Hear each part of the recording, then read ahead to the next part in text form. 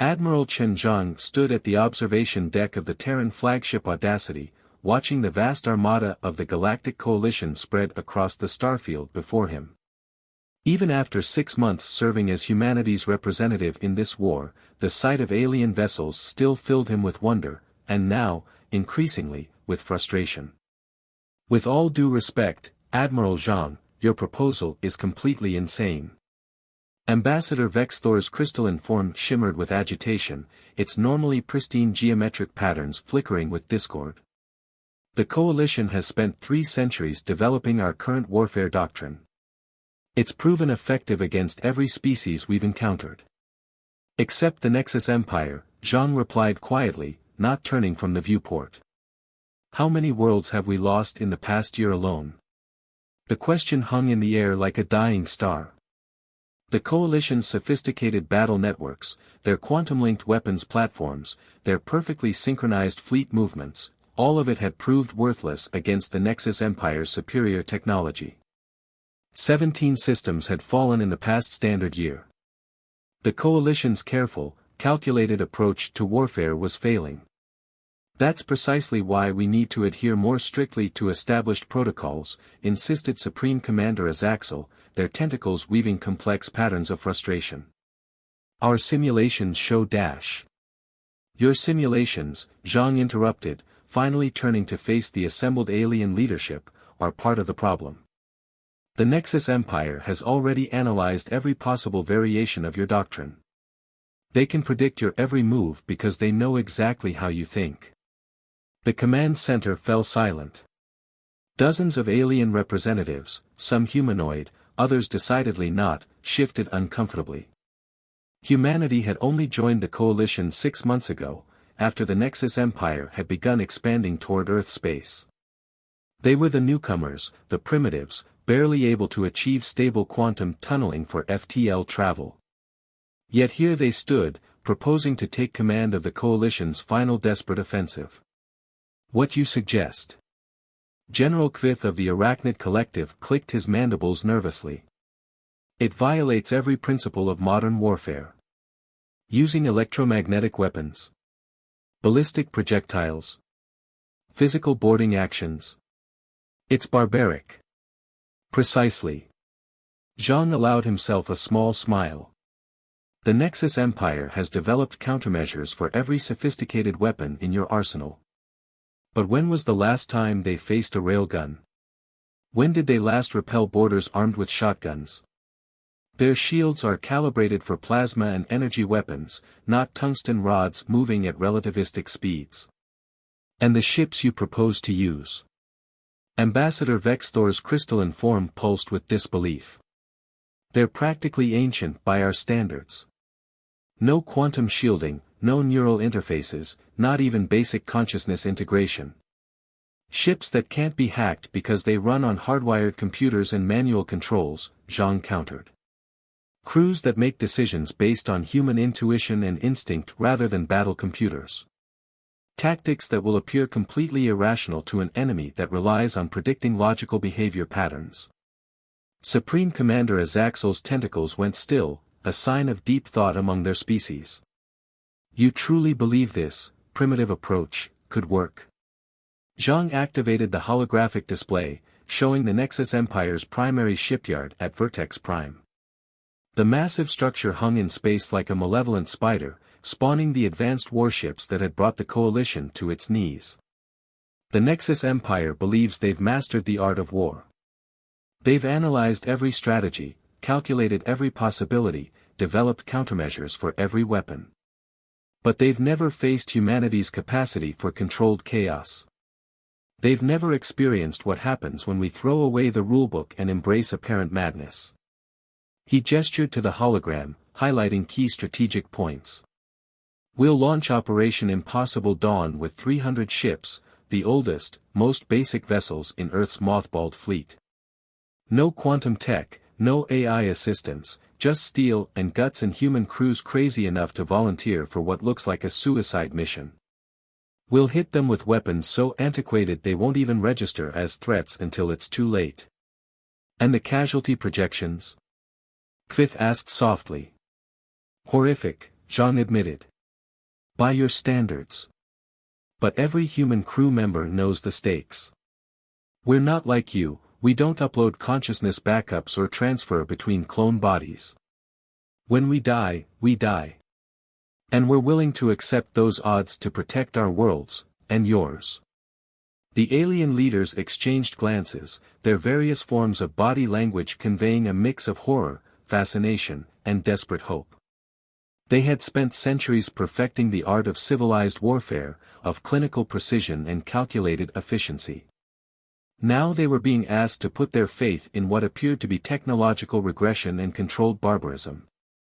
The Coalition Council will never approve this, Vexthor said, but their crystalline resonance held a note of uncertainty. The Council doesn't need to approve it, Zhang replied. Earth's fleet will launch the operation with or without official sanction. We're offering you the chance to participate, to learn why sometimes the most sophisticated response isn't the most effective one. He turned back to the viewport, watching Coalition ships perform their precise, predictable maneuvers. The Nexus Empire thinks they've solved warfare, reduced it to pure mathematics and logic. It's time to show them that humanity's greatest strength isn't our technology or our numbers, it's our willingness to do the unexpected, to embrace apparent insanity in pursuit of victory. The command center remained silent for a long moment. Finally, Supreme Commander Azaxel spoke, their tentacles forming patterns that translated to both resignation and curiosity. Perhaps it is we who have been insane, doing the same thing over and over while expecting different results. Very well, Admiral Jean. Show us this human madness of yours. The Coalition will support Operation Impossible Dawn. Jean nodded, allowing himself a grim smile. The real work was just beginning, convincing the alien leadership had been the easy part. Now they had to prove that humanity's apparent regression to primitive warfare wasn't a sign of desperation, but rather a demonstration of the strategic flexibility that had allowed their species to survive countless catastrophes on Earth. The Nexus Empire was about to learn that predictability was a weakness, and that sometimes the most powerful weapon was the willingness to embrace chaos. Lieutenant Sarah Chen watched in satisfaction as her crew loaded another crate of electromagnetic pulse grenades onto the USS Dreadnought. The ship was ancient by modern standards, a decommissioned vessel pulled from Earth's orbital boneyards. Its hull bore the scars of past conflicts, and its manual controls would have made most Coalition pilots laugh. But that was exactly the point. I still can't believe we're doing this, muttered First Officer Kai Rodriguez, checking the manifest on a paper clipboard, actual paper, because they couldn't risk the Nexus Empire hacking their systems. We're going up against the most advanced fleet in the galaxy with equipment that belongs in a museum. Sarah grinned. That's what makes it brilliant. Look at that Coalition cruiser over there. She pointed through the hangar's force field at a sleek vessel that seemed to ripple with quantum energy. Beautiful, sophisticated, and completely predictable.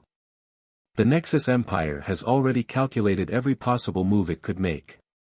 The hangar buzzed with activity as more crew members loaded their unorthodox cargo. Wooden crates filled with simple mechanical devices, barrels of metal shavings, and racks of what appeared to be medieval shields lined the walls. Each item had been carefully chosen not just for its effectiveness, but for its sheer impossibility in modern combat. "Captain on deck," someone shouted, and the crew snapped to attention as Captain Maya Harrison strode into the hangar. She carried an ancient lever-action rifle over her shoulder, another deliberate anachronism that would soon prove its worth. At ease, Harrison called out, her weathered face breaking into a fierce smile. "How's our prehistoric arsenal coming along?" "Almost complete, Captain," Sarah reported. "The last of the clockwork drones are being loaded now. Coalition engineers are still arguing about whether they'll even work without quantum guidance systems." Harrison laughed. "Perfect. The more they doubt us, the better this will work." She turned to address the gathered crew. "Listen up. In 6 hours, we launch Operation Impossible Dawn. The Coalition calls this a suicide mission. The Nexus Empire won't even see us as a threat. And that's exactly what we're counting on. She pulled out a simple paper map, another deliberate step backward in technology, and spread it across a cargo crate. The Nexus Empire has spent centuries advancing their technology, making it more sophisticated, more integrated, more dependent on quantum networks and AI systems. But they've forgotten something crucial about warfare. Sarah leaned in, studying the hand-drawn battle plans. They looked almost childish compared to the holographic tactical displays used by coalition forces, but they held a brutal simplicity that no AI would ever consider. Sometimes, Harrison continued, the deadliest weapon is the one your enemy has forgotten how to defend against. Their shields are calibrated for plasma bolts and energy beams, not solid projectiles. Their cyber defenses are useless against mechanical systems. Their predictive algorithms can't anticipate strategies their designers considered too primitive to even consider. A coalition observer, a tall insectoid named Zith-Tau, clicked its mandibles nervously. Your crews will have no neural links, no quantum targeting assistance, no consciousness backups. If you die, then we die, Harrison cut in firmly. But we'll die knowing we tried something new, or rather, something so old it's become new again. The Nexus Empire thinks they've mastered warfare, reduced it to equations and algorithms. We're going to remind them that war isn't just about technology. It's about will, creativity, and the courage to do the unexpected. Sarah watched as her fellow crew members straightened, pride replacing their earlier uncertainty. They had all volunteered for this mission, knowing the risks, understanding that they were about to rewrite the rules of space combat in the most primitive way possible. The first wave launches in 6 hours, Harrison announced. I want every piece of equipment checked and double-checked. Remember, no computer assistance, no quantum links. Everything must be mechanical, chemical, or based on simple electronics. If it can be hacked, we don't use it. As the crew dispersed to their tasks, Sarah found herself studying their hodgepodge arsenal with new appreciation. Railguns powered by simple electromagnetic principles. Armor-piercing rounds designed to penetrate barriers calibrated for energy weapons. Mechanical clockwork drones that would be invisible to quantum sensors. Even their communication systems were being stripped down to basic radio waves. It's beautiful, in a way, Rodriguez mused, watching crew members practice with mechanical targeting systems. We're about to remind the galaxy that sometimes the simplest solution is the most effective. Harrison nodded, her eyes gleaming with fierce determination. The Nexus Empire thinks they've solved warfare, turned it into a pure science. We're going to remind them that it's still an art, and sometimes the most powerful brush strokes are the crude ones. As Sarah returned to supervising the loading operations, she caught glimpses of other ships through the hangar's force field. 300 vessels, each one stripped of modern technology, each one crewed by volunteers willing to risk everything on this insane gamble. They looked like relics, antiques pulled from humanity's violent past. But appearances, she knew, could be deceiving. In 6 hours, these primitive warships would launch the most sophisticated strategy of all, one based not on advanced technology, but on the understanding that true innovation sometimes meant going backward to move forward. The Nexus Empire was about to learn that humanity's greatest weapon wasn't their technology, but their willingness to abandon it when necessary. Operation Impossible Dawn was about to redefine the meaning of warfare, one ancient weapon at a time. The attack began with silence. 300 human vessels dropped out of quantum tunneling nearly a light second away from Vertex Prime, much further than any modern military doctrine would recommend. Their engines cold, their systems running on minimal power, they drifted through space like so much debris. Commander Wei Chen watched from the bridge of the USS Dreadnought as the Nexus Empire's sensor grid swept past them. The sophisticated quantum detection systems, calibrated to identify advanced energy signatures and AI patterns, registered nothing but space junk. All ships reporting ready, Lieutenant Rodriguez whispered, though there was no need for whispers in space. Phase 1 is go. Wei nodded, studying the antiquated radar display before him. The massive shipyards of Vertex Prime hung in space like a metallic spider, its quantum-shielded docks berthing the most advanced warships in known space. Around it, the Nexus Empire's defensive fleet moved in perfect, predictable patterns, each ship's position calculated by AIs to maintain optimal coverage. "Release the clouds," Wei ordered. Across the human fleet, mechanical systems engaged. Hundreds of barrels opened, releasing clouds of metallic particles into space. Simple iron filings, copper dust, strands of aluminum, primitive materials that began to spread through the vacuum, carried by minimal propulsion charges. Particle clouds expanding as predicted, Rodriguez reported. Nexus sensors reading it as standard space debris. Wei allowed himself a grim smile. The Nexus Empire had become so focused on defending against sophisticated attacks that they'd forgotten the basics of physics. Those metal particles were spreading into their defense grid, too insignificant to trigger alerts, too primitive to be considered a threat. Phase 2, all ships, Wei commanded. Begin the dance. The human fleet came to life, not with the quantum drives or neural link systems the enemy expected, but with simple chemical thrusters. They moved erratically, their patterns appearing random and chaotic to the Nexus Empire's predictive algorithms. Each ship tumbled and rolled, releasing more clouds of metallic debris, adding to the growing veil of conductive particles. On the main viewer, Wei could see the Nexus fleet finally responding. Their ships began to move, their quantum shields humming to life as they prepared to deal with what they assumed would be a conventional attack. "They're powering up their main weapon grids," Rodriguez reported. "Shield harmonics are shifting to defend against energy weapons." "Perfect." Wei keyed the fleet-wide channel, simple radio waves, invisible among the background radiation of space. "All ships, initiate Phase 3. Thunder Run begins now." Across the human fleet, crews threw switches on devices that would have been familiar to Tesla himself. Massive electrical charges built up, contained within primitive capacitors. The metal clouds spreading through space began to vibrate with growing electromagnetic potential. The Nexus fleet's first warning came too late. Their sophisticated sensors, designed to detect energy weapons and quantum fluctuations, barely registered the building electromagnetic field before it detonated.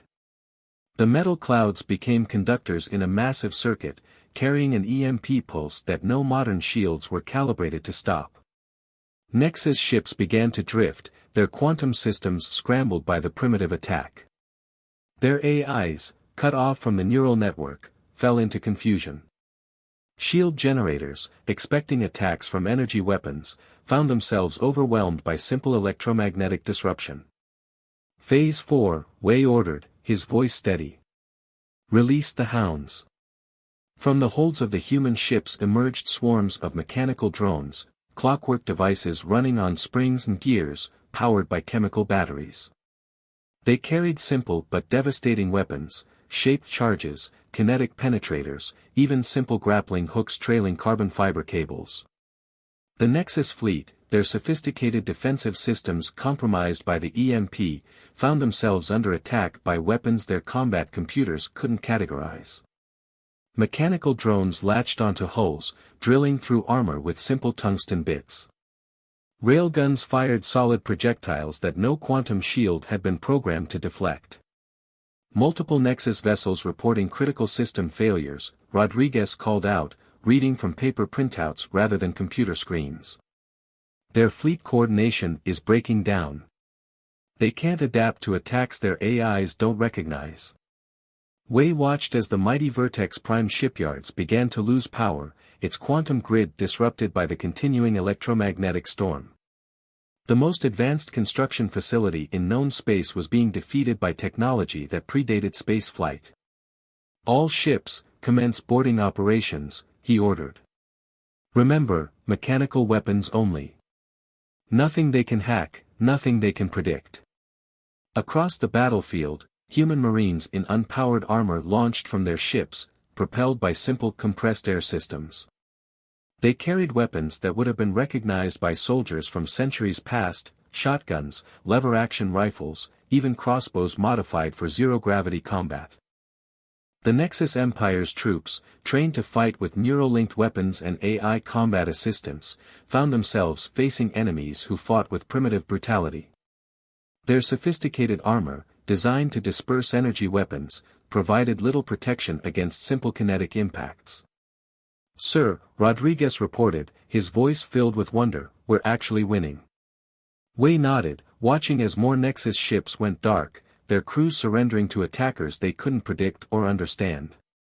The most advanced military force in the galaxy was being systematically dismantled by technology their strategic databases had dismissed as obsolete. "We're not just winning, Lieutenant," Wei replied. "We're teaching them a lesson about the dangers of over-reliance on technology. Sometimes the best way forward is to take a step back." Around them, Operation Impossible Dawn continued to unfold, proving that humanity's greatest strength wasn't their ability to advance, but their willingness to adapt, even if that meant embracing the primitive when the sophisticated failed. The corridors of Vertex Prime echoed with sounds that hadn't been heard in centuries of warfare: the mechanical click of rifles, the thunder of shotgun blasts, the scrape of metal on metal as human forces fought their way through the massive shipyard using weapons their enemies had long forgotten how to counter. Captain Maya Harrison led her boarding team through the station's main engineering sector, a crossbow slung across her back and a revolver at her hip. Around her, Marines moved with practiced precision, their boots magnetized to the deck through simple electromagnetic plates. "Command, this is Strike Team Alpha," she reported through her radio headset. "We've secured the primary reactor controls. You're not going to believe what we found." The response came back in Commander Wei's steady voice, "Try me, Captain. We've already rewritten every rule of modern combat today."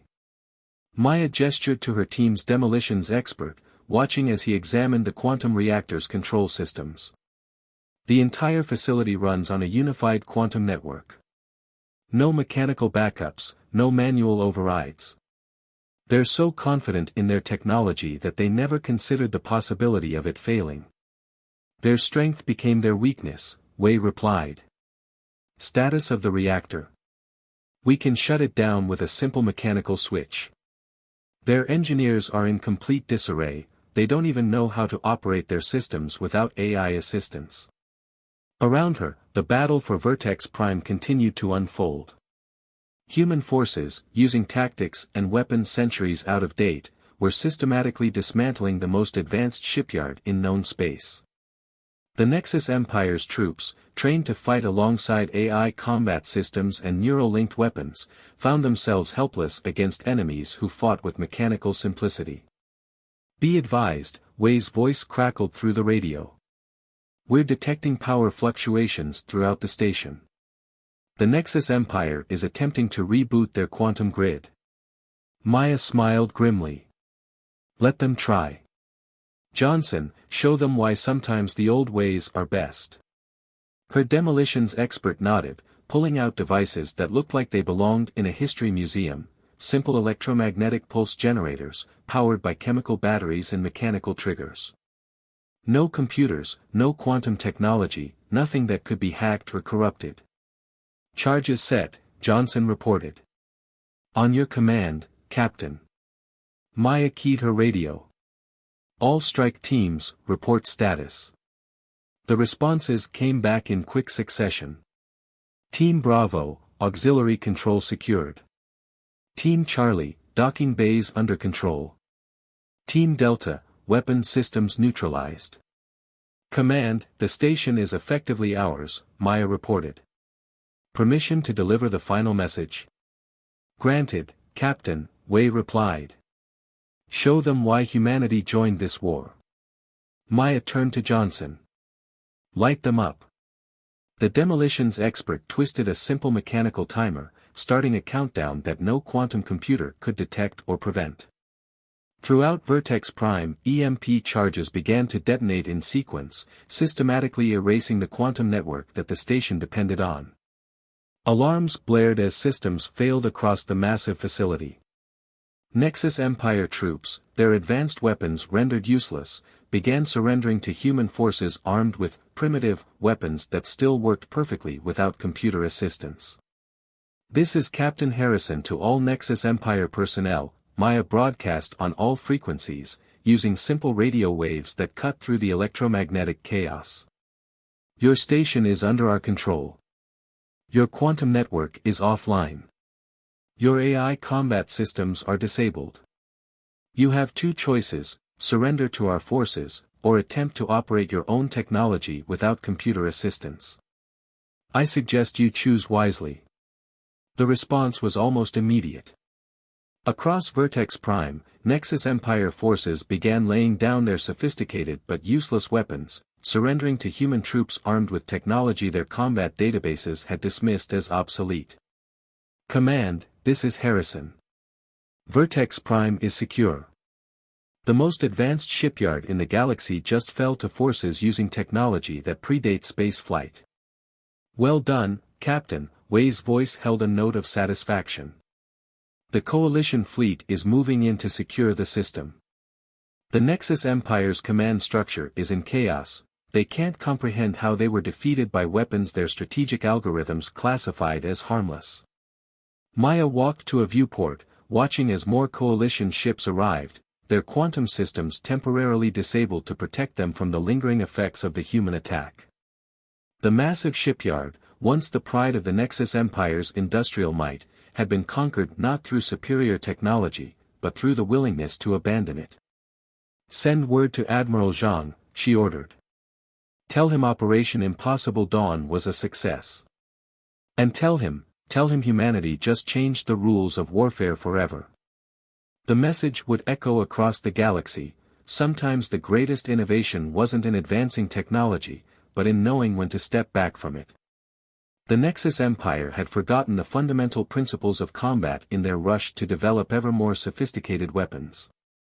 Humanity had reminded them that war wasn't won by algorithms and quantum computers, it was won by soldiers willing to adapt, to innovate, and sometimes, to embrace the primitive when the advanced failed.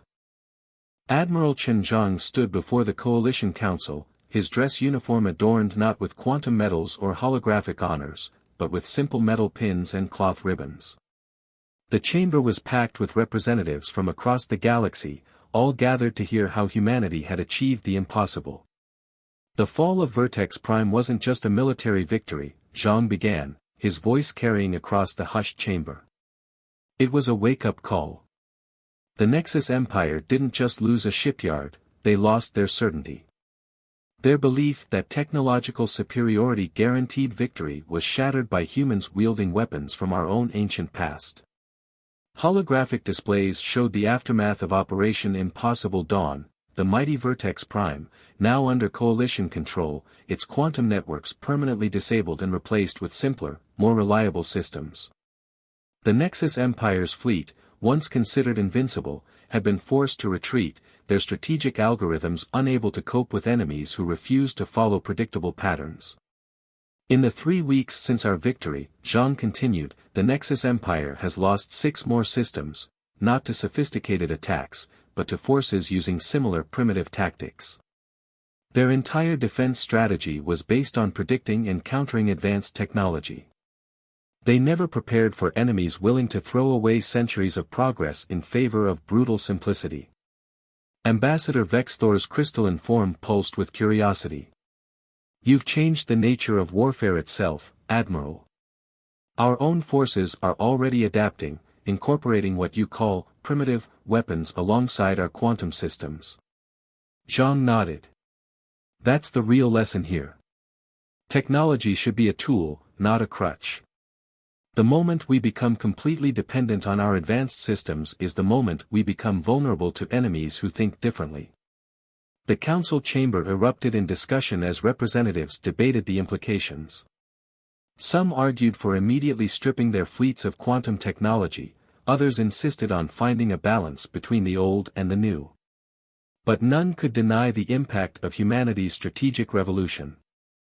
The Nexus Empire has requested peace talks, Supreme Commander Azaxel announced, their tentacles forming patterns of satisfaction. Their leadership admits they cannot adapt their strategic protocols quickly enough to counter what they call our insane regression. They fear what other primitive weapons we might resurrect. Jean allowed himself a small smile. They should. Humanity spent thousands of years developing ways to kill each other before we reached the stars. Our archives are full of weapons and tactics their combat computers would dismiss as too crude to be threats. A hologram appeared above the council chamber, showing the latest intelligence: Nexus Empire shipyards scrambling to produce simpler weapons, their engineers struggling to remember principles of warfare they had abandoned centuries ago. Their perfect quantum network, once their greatest strength, had become a vulnerability they couldn't quickly overcome. But this victory isn't just about humanity, Jean continued. It's about remembering that true strength lies in adaptability, not just advancement. The Coalition now has an advantage the Nexus Empire can't easily counter: the wisdom to know when to use advanced technology, and when to set it aside. As if to emphasize his point, the quantum lights in the council chamber flickered and died, replaced by simple chemical luminescence. The holographic displays faded, replaced by physical maps and models. The council members found themselves surrounded by the kind of technology their ancestors would have recognized. "This is your first lesson," Jean announced. "Right now, your quantum networks are down. Your neural links are offline. Your AI assistants are silent. Now, show me how well you can function without them." The resulting chaos was brief but instructive. Many council members struggled with basic tasks their technology usually handled for them. Others, taking humanity's lesson to heart, adapted quickly, proving they hadn't completely forgotten their species' more primitive roots. "The war isn't over," Jean concluded, "but we've changed its fundamental nature.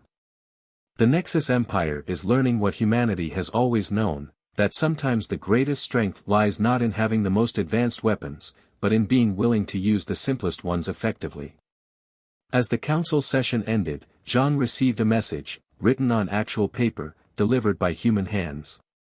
Operation Impossible Dawn had sparked a revolution in military thinking across the galaxy.